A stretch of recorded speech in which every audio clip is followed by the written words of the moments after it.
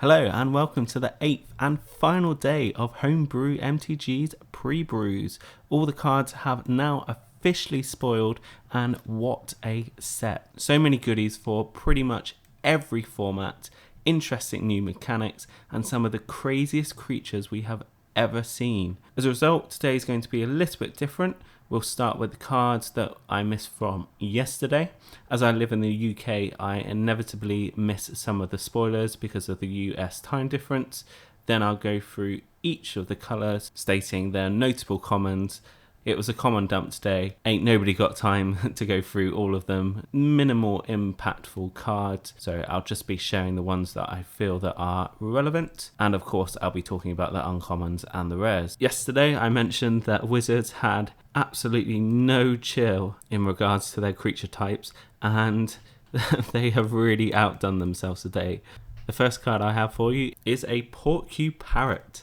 3 colourless and a mountains for a 3/4 bird beast with mutate. This creature deals X damage to any target where X is the number of times this creature has mutated as a tap ability. It's a free pinger to any target that scales, or should I say quills, really well the more that you mutate. Frankly, it's already evolved enough. Our next card is Easy Prey, 1 colourless and a swamp for an instant that allows you to destroy target creature with converted mana cost 2 or less and cycling for 2. Smaller creatures aren't really the name of the game for this set. However, early game, it can get you a little bit of advantage by killing a smaller creature and then cycle it away to hopefully get something that resembles the gnarly creature in the background. Our last card from yesterday is Bonder's Enclave. It's a land that taps for 1 colourless, and you can pay 3 to tap, draw a card, activate this ability only if you control a creature with power 4 or greater.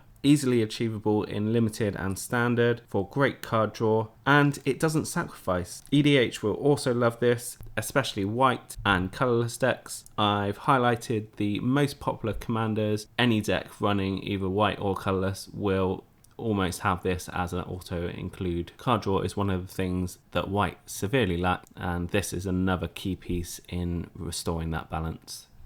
Onto the cards finishing the set today. Sleeper Dart is a 2 colourless artifact. When Sleeper Dart enters the battlefield, draw a card, tap, sacrifice Sleeper Dart. Target creature doesn't untap during its controller's next untap step. 2 colourless mana for a drawing of a card. This acts as a deterrent to literally put a creature to sleep. Love the flavour, absolutely love the flavour on this card. Up next is Springjaw Trap. 1 colourless for an artifact that flashes in, then tap and pay 4 to sacrifice Springjaw Trap. It deals 3 damage to any target. In Throne of Eldraine, Scalding Cauldron was surprisingly good. It's not going to go any further than limited. The flash effect almost offsets the extra mana due to the surprise factor. Following that is Blade Banish. 3 colourless mana and a plains for an instant. Exile target creature with power 4 or greater. This functional reprint has never been more relevant in a set due to the mass of huge creatures. Instant speed exile. Yes, yes, yes. Lore-wise, they are either turning the Wanderer into a meme, opening up the possibility that she can show up literally on any plane, or Wizards are foreshadowing that we're about to find a little bit more about this mysterious planeswalker. Solid, just like its name. Solid Footing is 1 plains for an enchantment aura with flash. Enchanted creature gets +1/+1. As long as enchanted creature has vigilance, it assigns combat damage equal to its toughness rather than its power. Vigilance is a common occurring keyword, and toughness will matter a lot of times for your creatures, and our next card demonstrates that. We have an Aegis Turtle. 1 island for a 0/5 vanilla turtle. Its shell will shield you early game, setting you up for your ginormous finishers later on. You think my puns are bad? I give you a crustacean. 3 colourless and an island for a flashy blocker, but to be honest, I only really picked this for the pun. How shellfish. Up next we have Frost Lynx, a 2 colourless and an island for a 2/2 elemental cat. When Frost Lynx enters the battlefield, tap target creature an opponent controls. That creature does not untap during its controller's next untap step. A reprinted card that players will be lapping up in Limited, puts to sleep any creature with a lot of chill. Our next card is Avian Oddity. This is a 2/4 flyer for 3 colorless and an island that also allows you to cycle for 3. When you cycle Avian Oddity, put a flying counter on target creature you control. A 2/4 in the air is oddly impactful, and giving a huge creature flying, your opponent will find it odd that they have died so quickly. Up next is Mystic SubJewel. For 1 colorless and an island, you can flash this enchantment aura onto a creature. Enchanted creature gets -2 and -0 and loses all abilities. Frogify in Throne of Eldraine effectively shut down any creature, and this will be no different. And probably for the first time ever, I think I would prefer not to have flash, comparing the two cards, as the creature's toughness still remains, providing an annoying blocker for your opponent. We'll be seeing a few completions of card cycles today, and in my opinion, the most relevant keyword will be flying. It always causes problems in Limited, and this human that cares about non-human creatures provides exactly that. Wingspan Mentor is 2 colorless and an island for a 1/3 human wizard. When Wingspan Mentor enters the battlefield, put a flying counter on target non-human creature you control. 2 colorless and an island, and tap puts a 1/1 counter on each creature you control with flying. You'd be mental if you didn't choose this archetype if you had the chance. Up next we have the last of the Mythos cycle.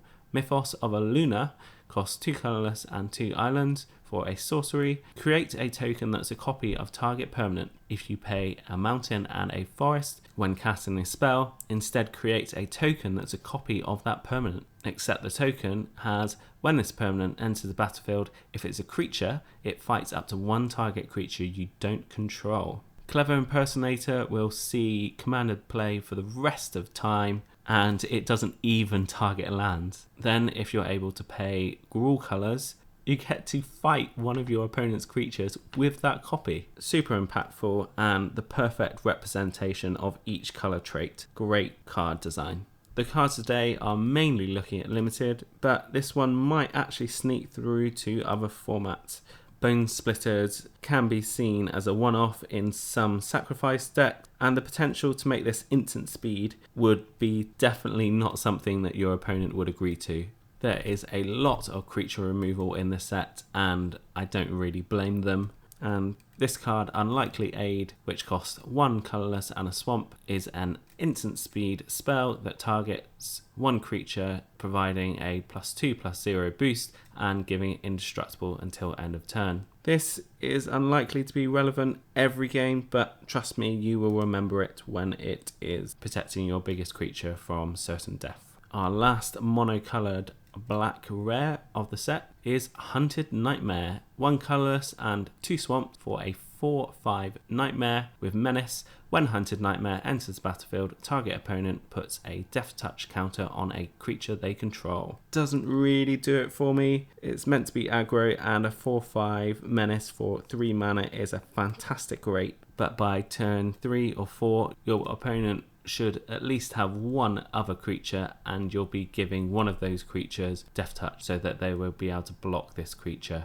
and killing it. I might be wrong, but I don't think this will be giving your opponent nightmares. This next card, I've chosen to speak about it mainly because of its creature type. A Ferocious Tigerilla costs 3 colorless and a mountain for a 4/3 cat 8. Ferocious Tigerilla enters the battlefield with your choice of a trample or a menace counter. It's adaptable depending on what is needed. Shame the ability didn't do the creature type justice. He looks so cool. Damn, he really wants a banana. Up next is Raking Claws. 1 colorless and a mountain for an instant. Target creature gains double strike until end of turn, cycling for 2. Another card that will be memorable if it goes your way. Double strike is a very powerful ability, and giving one of your biggest creatures it out of the blue, that could be devastating. And if you're looking for your own bomb, just cycle it away.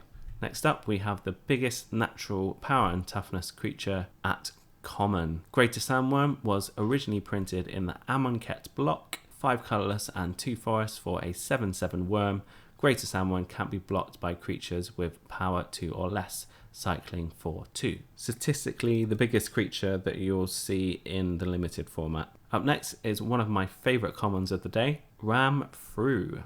1 colourless and a forest for an instant spell. Target creature you control deals damage equal to its power to target creature you don't control. If the creature you control has trample, excess damage is dealt to that creature's controller instead. As it's so easy to give creatures trample in this format, I believe this deserves a higher rarity. Doesn't even need to be attacking or even on your own turn, and it's not a fight ability, so it won't be susceptible to any damage-based removal. Potentially a massive blowout.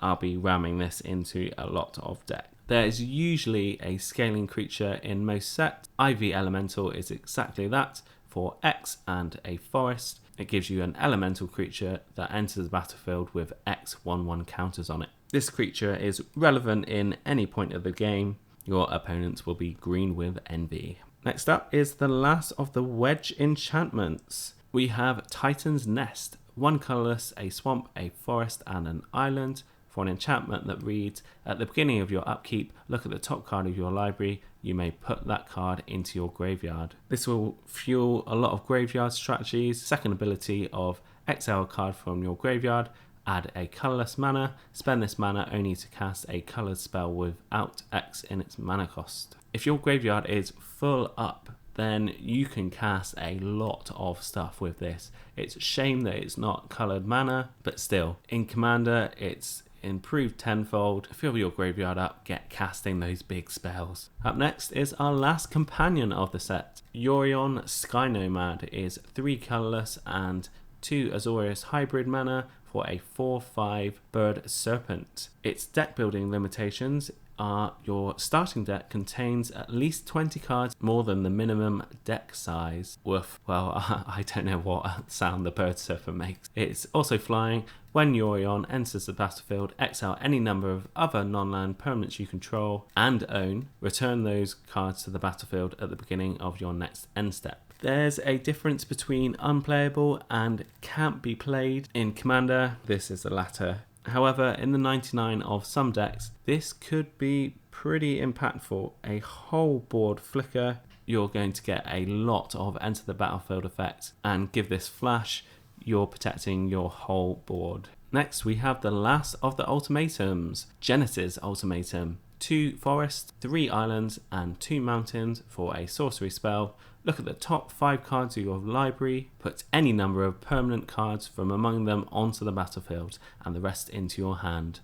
Exile Genesis Ultimatum. In a creature heavy deck, you are going to have a lot of fun with this, and you don't even care about the risk of searching because you can put lands into play as well. Probably wise that it exiles itself. Really strong cycle that will make a lot of Commander players happy, me included. For our next card, I'm only showing one of them. However, in Ikoria, we have the whole 10 card cycle of the 2 colour life gain dual lands. Decent for fixing, and that extra little bit of life is not to be underestimated, and a friend for many a budget Commander deck. No self-respecting 3 or more colour set would be without Old Faithful, Evolving Wild. Loads of fixing for players to encourage those splishy splashy decks. We're going to be getting some wonderful colour combinations, I'm sure of it. And we've finally made it. It's time for the last TEA-riffic card of the entire Ikoria set.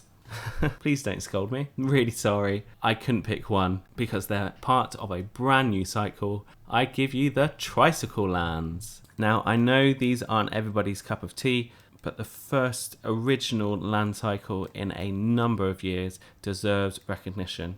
Only Magic can make the building blocks of their game the most contentious. It's like buying a house, but instead of worrying about how big the rooms are, you are more interested in the bricks. They will be Commander staples in any 3 or more colour decks, hopefully budget, and now the Tri-lands are fetchable. If you don't know what that means, don't ask if you want to be buying that house anytime soon. I've had such a fantastic time making these videos, and honestly, tomorrow I'm going to be a little bit sad knowing that on Mythic Spoiler I won't be seeing any new cards for new deck ideas and making my opponents wish they never started the game in the first place.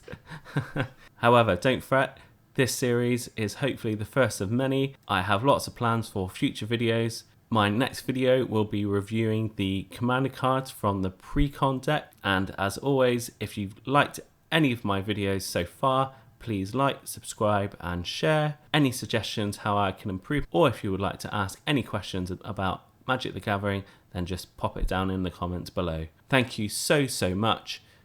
Cheers.